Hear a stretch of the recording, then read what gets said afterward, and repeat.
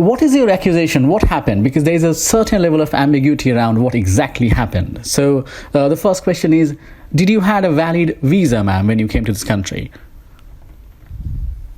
I had a visa issued to me in October.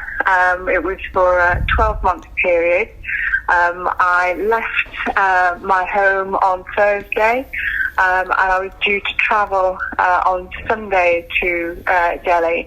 But prior to that, I'd received no information that it wasn't a valid visa. So I arrived about 10 to 9 this morning, having travelled overnight Manchester via Dubai, and when I presented my visa and passport and other immigration documents to the immigration official, he went through them, looked at the screen, and whatever was made him very worried. He said, no, your passport, your visa is rejected. He then took my passport. Right. And he took my passport and disappeared for about 10 minutes. Right. And then came back. Yeah. Right. But the question is, so when the government here has said that, they informed you well in advance about the status of your visa, were you not aware that the visa was cancelled? No, I wasn't. Otherwise, I would have made alternative arrangements. No, what was interesting was that no reason was given, and when I said, because there is obviously the option of applying for a visa on arrival, well, if it's not valid now, can I on arrival now? And they said no visa would be being issued. Just to clarify, there are two things. One is that you were not aware of the cancellation of the visa, and the second is that the government did not inform you about it. Which is true out of these two? I said I was not aware, and I'm still not aware. I have access to my parliamentary emails, and I have had no contact in that. As I say, so could that be then? Then with great respect, then could that be true when the government of India says that they did inform you regarding the status of your visa? Could that be true then? I have no idea. I have absolutely no idea. But frankly speaking, you accuse the government. Just a moment. Well, with respect, I had purchased my ticket prior to traveling on the Sunday. So that's the key thing, isn't it? So I would have made all the arrangements to travel, made arrangements with my sister-in-law's cousin, and her auntie to stay, and then to arrive, and for this to be not in place. No, but please understand, ma'am, it's a very, very serious issue, and you have accused the government or the officials there of something very serious. So therefore, the obvious question would be that was it accused the government of? Was it a remiss on your part that you probably didn't of rescinding a visa I already had? No, fair enough, but the government has every right to. The obvious question is that ma'am, 1 second. The obvious question is, please listen to me. It's a very serious issue. You have accused the government of something very serious. Would it be unfair to say that it was a matter of remiss on your part? Can you tell me what I've accused the government of? I mean, the way you have painted the entire picture, that you were treated like somebody was committed a crime, like a criminal.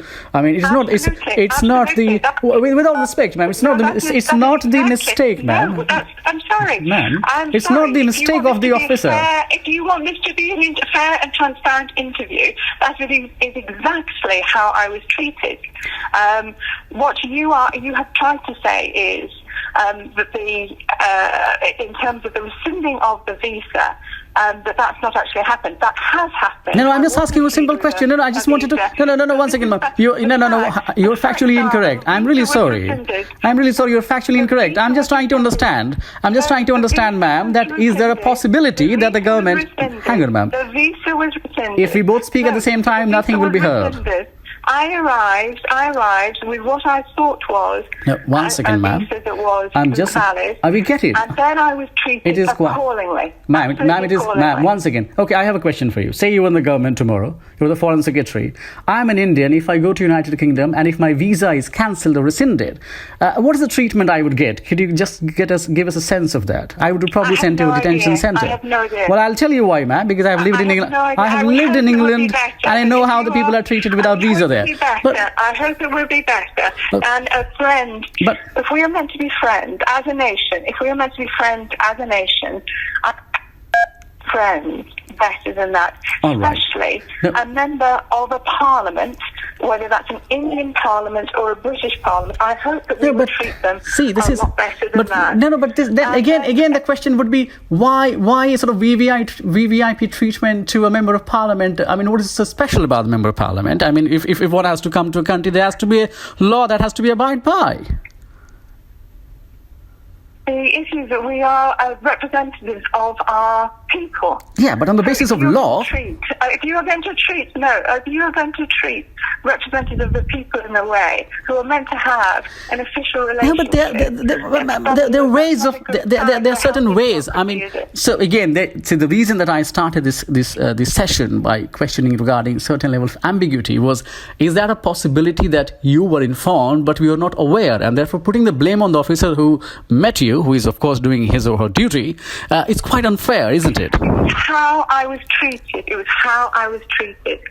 I was treated very badly. Yeah, I mean, it's quite obvious it's quite obvious. It gives me an inkling. It gives me the point I have made to others. It gives me an inkling in terms of how other people may be treated in those circumstances as well. Right. Then I think I'm not saying it was unique to me. Right. Because then of course, I mean, every country would act in a similar manner if there is somebody trying to enter without a proper valid visa. I mean, even today in England there are a lot of people who have been living there. They're being kicked out. So the fact is that you didn't have a visa to enter this country. You can't blame the officer for that. But I'm just asking another question, ma'am, quickly, if you could just clear the doubts regarding it. Was there also a plan to go to Pakistan-administered Kashmir?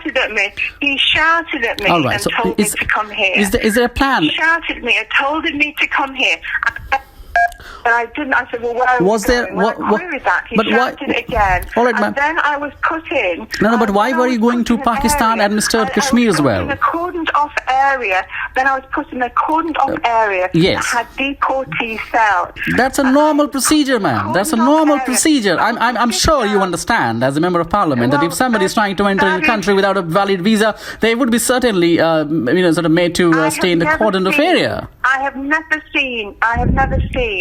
Well, frankly speaking, that is a sense of entitlement there. It would be something that I'd want to investigate. I have never seen an area that was cordoned off, marked deportation or deportee cell. Yeah, in any of the airports. To be fair, man, if your visa is rescinded, then they wouldn't take you to, but they would not take you to have a cup of coffee, man. I'm really sorry, ma'am, but if you're expecting that, we didn't have a visa and we came to the country and the officer will be sort of heading to a Starbucks to have a cup of coffee, I think it's a bit of unrealistic expectation there. But were you also trying to go to Pakistan-administered Kashmir? There you go, sir. I think we have a very different view of what our human rights are. All right, so fundamental question. Fair enough. We can always debate. You have just said. I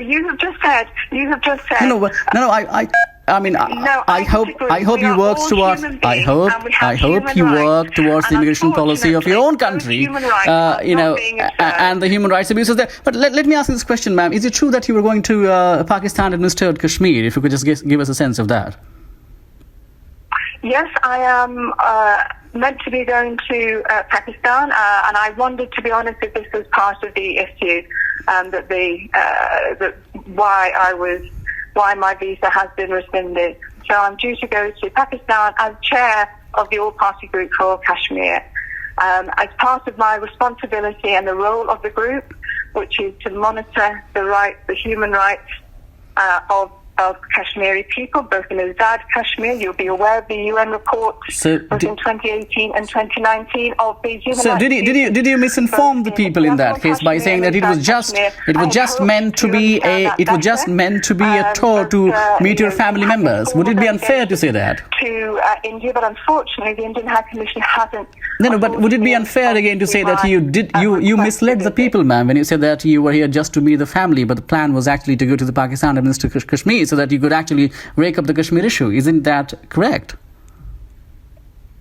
I'm sorry, I missed that. So the plan was actually not only to meet the family members, but it was also to go to the Pakistan administered Kashmir to rake up the Kashmir issue. Isn't that correct, ma'am? Obviously not in India. Obviously not in India. I was certainly intending to, and I always have been very open and transparent about this, that we were intending to go as a formal delegation. As I say, I had hoped that the same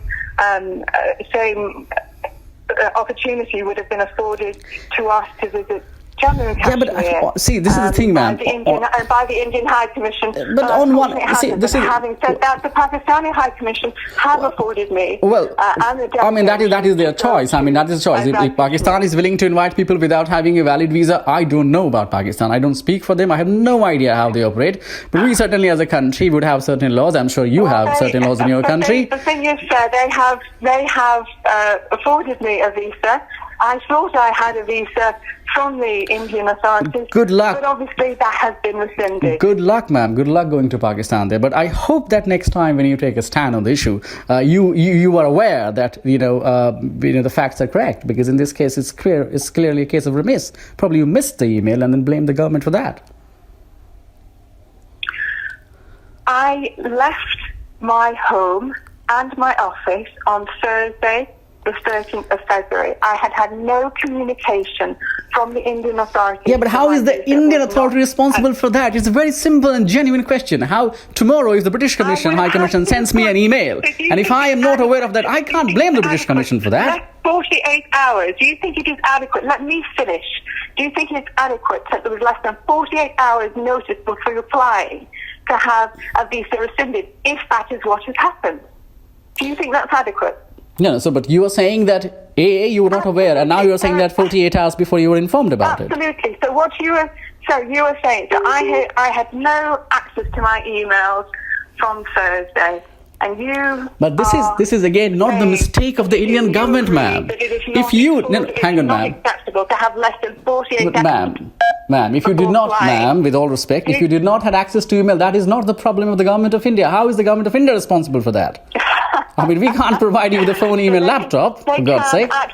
They can at will then. They can you can turn up and not know that a visa has been rescinded within 48 hours of travelling. All right, thank you so much. Thank you so much for talking to us. Thank you so much for talking to us.